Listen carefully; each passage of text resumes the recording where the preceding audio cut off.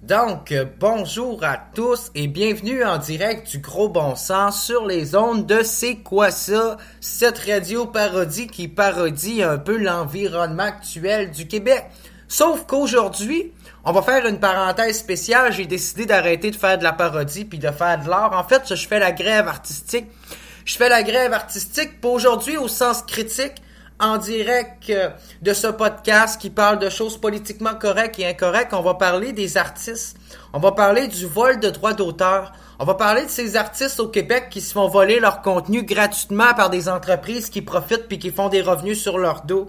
On va parler du fait que les droits d'auteur et la protection artistique et journalistique au Canada, pas au Québec, ça n'existe pas vraiment.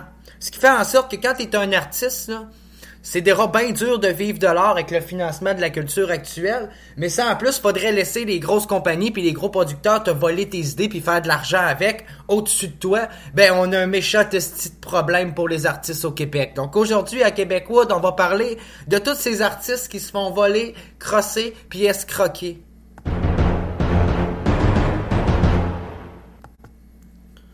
Au Canada, la loi sur le droit d'auteur vise deux grands objectifs. Le premier, c'est de protéger les œuvres existantes tout en favorisant la naissance de nouvelles créations. La règle de base veut qu'une œuvre protégée par le droit d'auteur ne puisse être utilisée sans son autorisation.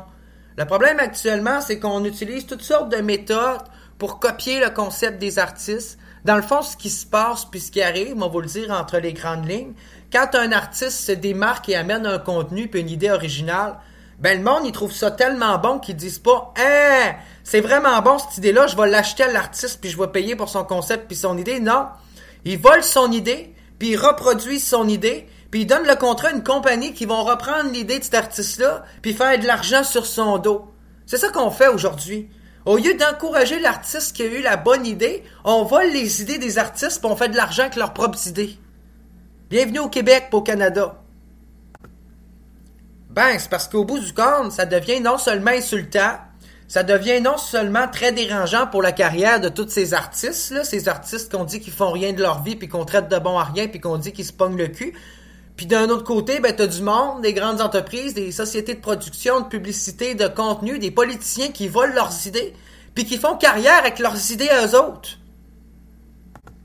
Écoute, c'est parce que moi, je travaille pas pour le fun, là. Je veux dire, j'ai de la misère à vivre, j'ai de la misère à manger, j'ai de la misère à me nourrir, j'ai de la misère à me torcher pour me payer du papier de toilette. Puis d'un autre côté, il faudrait que j'accepte d'avoir des crises de bonnes idées en tant qu'artiste, des écrire sur Facebook, en ligne, de faire des vidéos sur YouTube, d'exprimer mes chansons, puis d'accepter que d'autres artistes font « Hey, c'est vraiment bon, mais lui, on l'aime pas, fait qu'on va juste prendre son idée puis tasser le personnage de côté, genre. » On va juste tout voler son idée, puis son contenu, puis son concept, puis faire de l'argent avec son idée artistique, comme si c'était nous autres qui l'avaient eu, puis c'était la nôtre. Alors qu'on l'a volé, puis on l'a copié à un artiste qui sera jamais connu, puis reconnu, puis que le monde n'entendra jamais parler, puis qu'il y a tellement pas d'argent, puis l'aide juridique, c'est tellement de la merde, puis la protection de la défense des droits d'auteur au Québec, ça vaut tellement rien, qu'on sait qu'il pourra jamais se défendre par rapport à ça. Fait qu'on va voler son idée, gang. Une très bonne idée, ça. Applaudissons-nous tous dans la chambre de production de telle entreprise d'avoir volé telle idée de tel artiste parce que c'était vraiment une meilleure idée de voler son idée plutôt que de créer des idées. Pourquoi payer des artistes puis se casser la tête à chercher des idées créatives qui sont innovantes, qui vont aller chercher l'attention du monde, qui vont nous faire de l'argent quand il y a des artistes qui le font gratuitement pour nous autres, pour on a juste à voler leurs idées. Mais vous savez, quand même qu'on fasse ça, là, chez les gens vulnérables, puis qu'on vole les paroles, les chansons, les concepts artistiques, les idées, les livres, les scénarios des jeunes artistes peu connus puis des gens pauvres dans la classe défavorisée, ben je tiens quand même à vous dire que le droit d'auteur, c'est quand même protégé au Canada, même si tes droits sont pas officiellement reconnus puis que t'as pas déposé une protection copyright de tes droits, ben la personne qui possède un droit d'auteur sur une œuvre, c'est la seule à pouvoir utiliser l'œuvre. Personne ne peut donc, par exemple, reproduire, publier, diffuser et interpréter une partie importante d'une œuvre sans l'autorisation de ce qui possède les droits de l'œuvre, sans l'autorisation de celui qui possède les droits de l'œuvre. Puis ça vaut pour une œuvre littéraire, dramatique, musicale, artistique, pour des mots, pour des phrases, pour toutes sortes de poésie puis de concepts artistiques, là. Ça veut dire que même si tu essaierais d'outrepasser ce droit-là, puis de dire, ben, la personne n'a pas déposé ses droits d'auteur, elle n'a pas déposé les copyrights, elle est pas assez connue, son œuvre est pas largement diffusée, il est pas un auteur publié, fait que je peux voler ses idées sans que ça paraisse, ben, je m'excuse. Ses idées sont quand même protégées par le droit d'auteur. Et rendu là, voler ses idées, son concept et reprendre son concept artistique sans lui débourser son cachet artistique, eh bien, ça serait un abus de droit. Un abus de droit dans le concept des droits d'auteur au Québec. Ce qui veut dire que peut-être que dans le droit, c'est pas écrit que c'est un abus. Peut-être que c'est pas écrit dans la loi qu'on n'a pas le droit de faire ça, qu'on n'a pas le droit d'utiliser de tierces techniques pour voler les droits d'auteur d'un artiste d'une façon ou d'une autre, d'une façon déguisée. Ben, l'abus de droit, lui, en justice, équivaut à tout ce qui est pas écrit en termes de droit et peut rendre illégal tout acte illégal, tout acte légal, qui est finalement illégal, qui est un abus de la légalité quand on y pense. Ce qu'on nous dit, dans le fond, c'est que l'œuvre originale est protégée, mais pas l'idée. Fait que dans le fond, si t'as l'idée d'écrire un livre sur un jeune sorcier qui va à l'école des sorciers, ben t'as le droit d'écrire un livre là-dessus. Mais si t'appelles ton livre Harry Potter, il y a des maudites chances qu'on te dise que t'as copié l'œuvre d'un artiste déjà connu. Mais on dit que c'est plus intéressant parce qu'au-delà de l'idée puis de l'œuvre originale, je veux dire, même si on en fixe l'expression par écrit autrement, je veux dire, notre idée peut devenir protégée. Si elle a, comment je pourrais dire, une personnalité à part entière. Dans son œuvre, si elle a un caractère spécial en tant qu'œuvre et qu'elle est unique, qu'elle sort de l'ordinaire, qu'elle a une unicité. Mais pour être protégée, une œuvre doit être originale. Cela signifie que l'auteur en est bel et bien la source à l'origine et que l'œuvre n'est pas une simple copie d'un autre. L'œuvre doit y avoir mis des efforts. L'auteur doit y avoir mis des efforts dans l'œuvre, du jugement et un minimum de talent. Donc, dans le fond, ce qui veut dire, c'est que pour qu'une œuvre soit protégée, c'est qu'on doit retrouver dans l'œuvre la personnalité caractéristique de l'artiste, son caractère. Donc, ce qui veut dire que ce qui fait en sorte qu'une œuvre est protégée, c'est le fait qu'on volerait le caractère unique à son auteur qui se reflète dans une œuvre. Donc, quelqu'un qui dirait demain matin, je prends ton œuvre, je la copie, je la fais publier, puis je la fais reconnaître comme mon œuvre, ne serait pas un auteur reconnu puis protégé par le droit puis par le copyright puis le droit d'auteur parce que c'est une œuvre volée. C'est pas une œuvre qui vient du fruit de son propre génie puis de la propre création. Pour qu'une œuvre soit protégée par le copyright, il faut qu'elle ait une source et un contraste artistique. Il faut qu'elle ait fait un cheminement artistique de l'auteur jusqu'à l'œuvre écrite, jusqu'à l'œuvre publiée, jusqu'à l'œuvre diffusée, jusqu'à l'œuvre vantée par la reconnaissance de l'auteur même. Non, mais quand c'est rendu que des artistes volent la poésie de des artistes peu connus, que des chansons font du copyright, puis qu'on n'en fait pas un scandale, on leur tape même pas ses doigts. Quand c'est rendu que les politiciens volent les idées de leurs militants, je veux dire, jusqu'à un certain point, c'est correct de voler le concept de l'idée. Mais quand on est rendu à voler leurs mots, à voler leur poésie, à voler leur discours, à voler complètement leur programme puis leur concept politique et à l'incarner comme si c'était nous, là.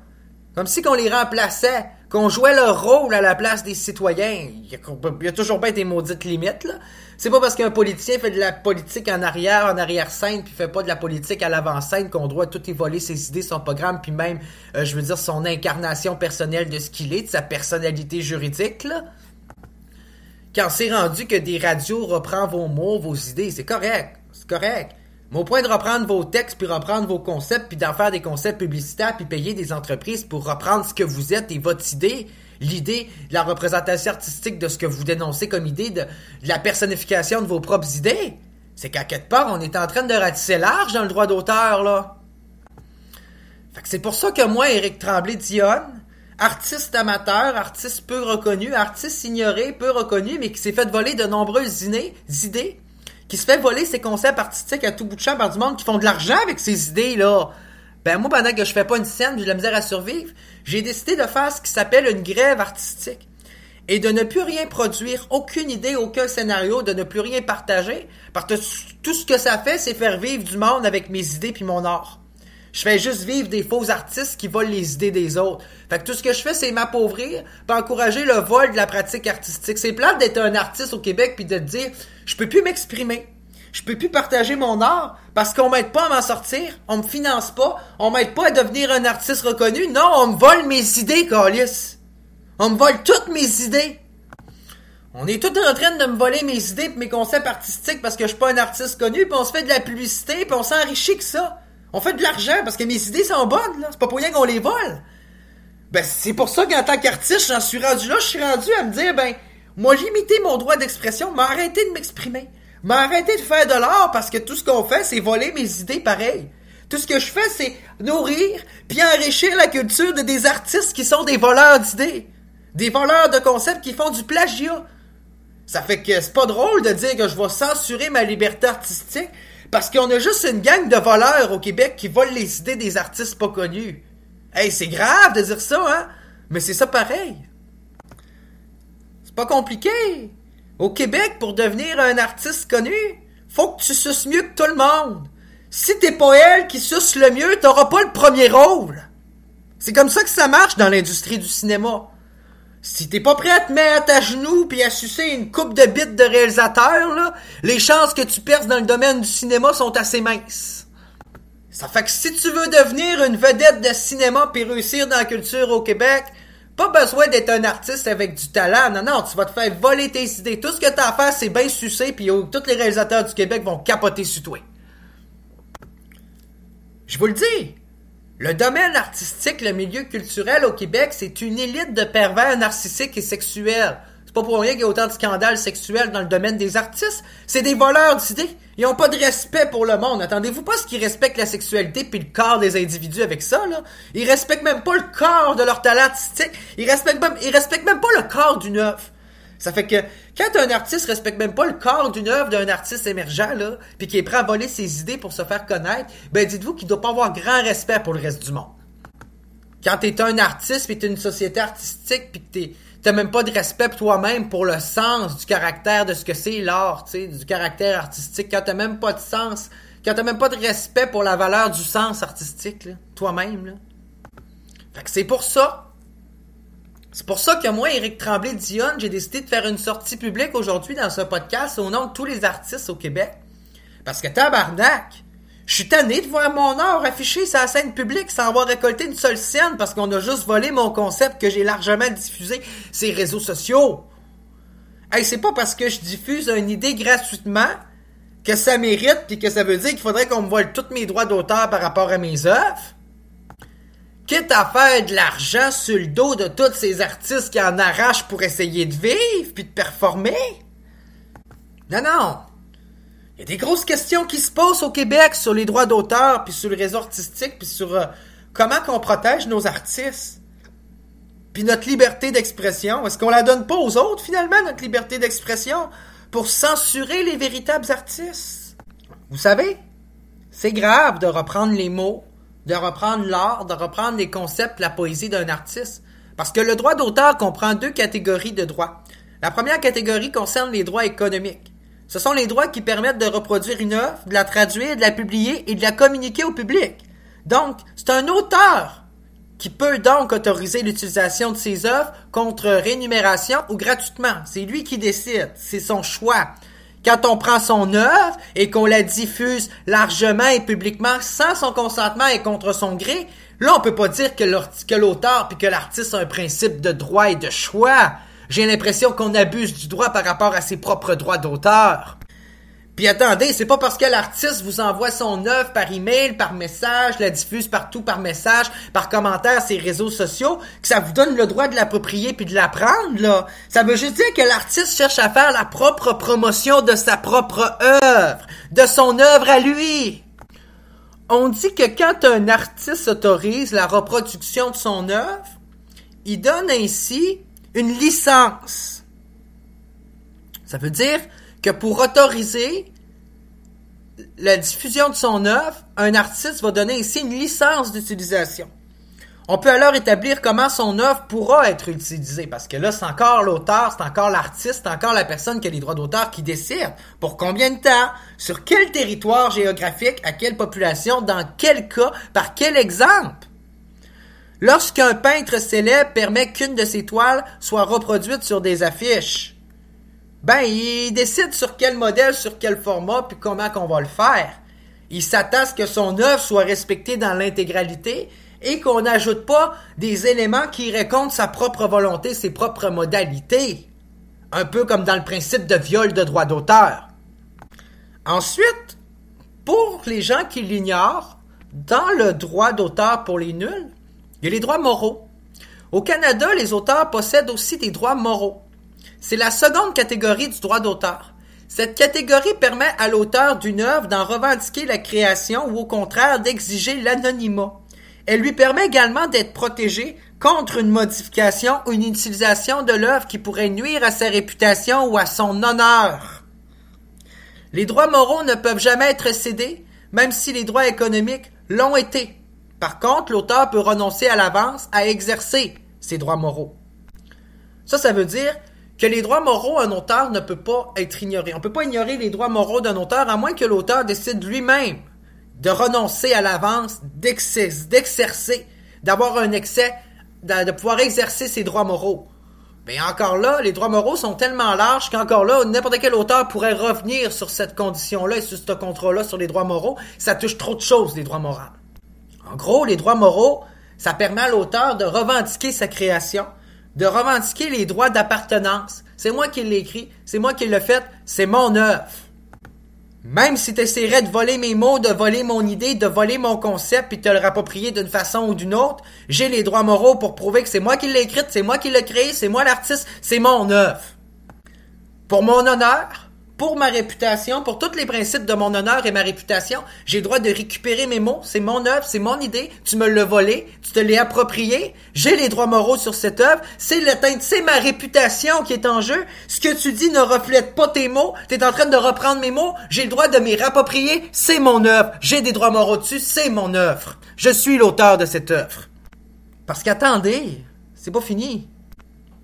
Il existe également le droit d'auteur dans l'univers de la propriété intellectuelle. Au-delà des œuvres protégées par le droit d'auteur, le domaine de la propriété intellectuelle donne accès à d'autres protections pour la création intellectuelle. Une nouvelle invention, un tout nouveau perfectionnement d'une invention peut faire l'objet d'un brevet. Des mots, slogans ou symboles peuvent être enregistrés comme marque de commerce. Finalement, les caractéristiques visuelles d'un objet pourraient être protégées à titre de dessin industriel. Ça veut dire que les mots, une citation, un texte, une idée, un dessin, un concept graphique, toutes choses pourraient être protégées par le phénomène d'une marque de commerce, par la propriété intellectuelle, d'un brevet, d'une idée, d'une nouvelle idée, d'un nouveau concept, d'un nouveau cliché qui a été refait, qui a été défait, qui a ramené une nouvelle perspective, qui est protégée par le concept des droits d'auteur et de la propriété intellectuelle, du génie de l'invention créatrice.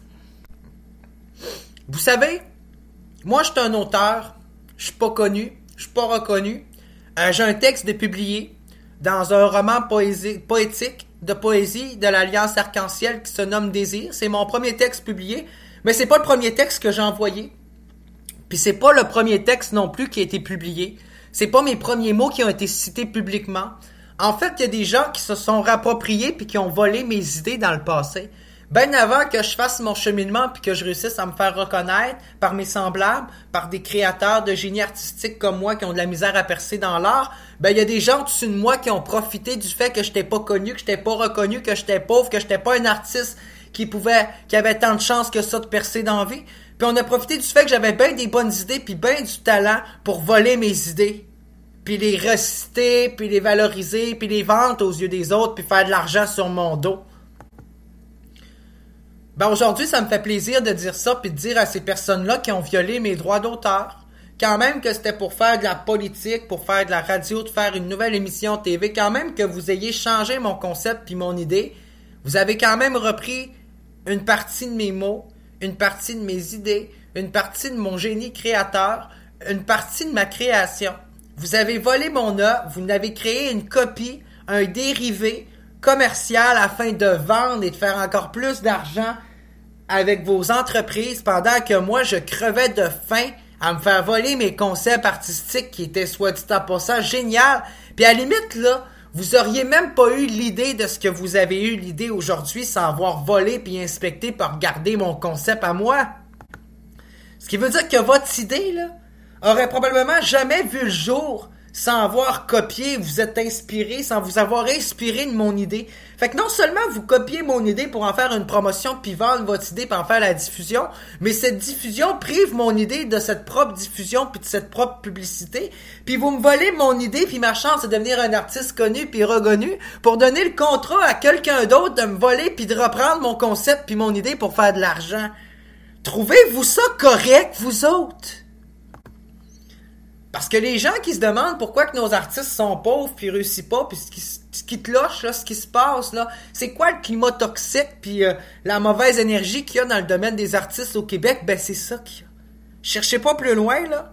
C'est une petite gamique de gens millionnaires, de péteux de brou qui volent les idées des autres puis qui se pensent meilleurs que tous les artistes émergents. Puis ils ont plus d'idées, sont confortables, sont endoctrinés puis sont assis dans leur célébrité. Puis aujourd'hui, pour entretenir cette célébrité-là puis pas descendre, là, sont prêts à voler les idées des artistes émergents parce que justement, ils ont peur de perdre leur place. Quand t'es rendu à voler les idées des artistes, des jeunes artistes qui en arrachent d'envie, qui se démènent pour vendre leur art puis en produire des miettes, puis toi tu voles les miettes de leur muffin pour en construire des plateaux de muffin que tu vas vendre au monde puis que tu fais de l'argent sur leur dos, quand t'es rendu à faire ça pour vrai, pour réussir, là, c'est que t'as vraiment pas un bon modèle de réussite. C'est que t'es vraiment pas basé sur un principe de bonne foi. C'est que c'est vraiment de la mauvaise foi artistique. C'est que le domaine artistique au Québec, puis journalistique, puis la liberté d'expression, elle est gangrénée, gang. C'est qu'au bout du compte, on a beau essayer de nous vendre n'importe quoi. Maintenant, on peut tout remettre en doute et se poser la question si c'est pas le travail volé de quelqu'un d'autre qu'on essaye de nous vendre. Donc, quand on parle d'exploitation dans la vie, d'exploitation dans le tiers-monde, ben, on peut-tu dire qu'au Québec, on fait de l'exploitation de nos artistes? Que c'est de l'exploitation artistique? Qu'on est en train d'exploiter le réseau de nos artistes au Québec? Qu'on traite les artistes comme de la merde?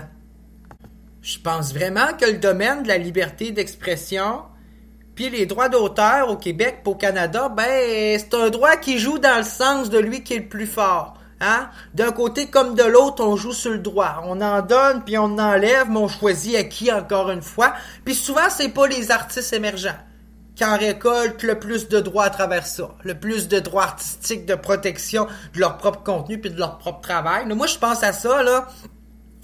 Tous les livres que j'ai écrits quand j'avais 16 ans sur papier à la main, là, les livres que j'ai écrits, mon premier livre, mes 2 premiers livres que j'ai écrits sur papier, que j'ai jamais eu la chance de retranscrire puis de numériser sur ordinateur, là, qui se sont ramassés dans la rue, qui se sont ramassés jetés dehors par des propriétaires sous la pluie. Hey!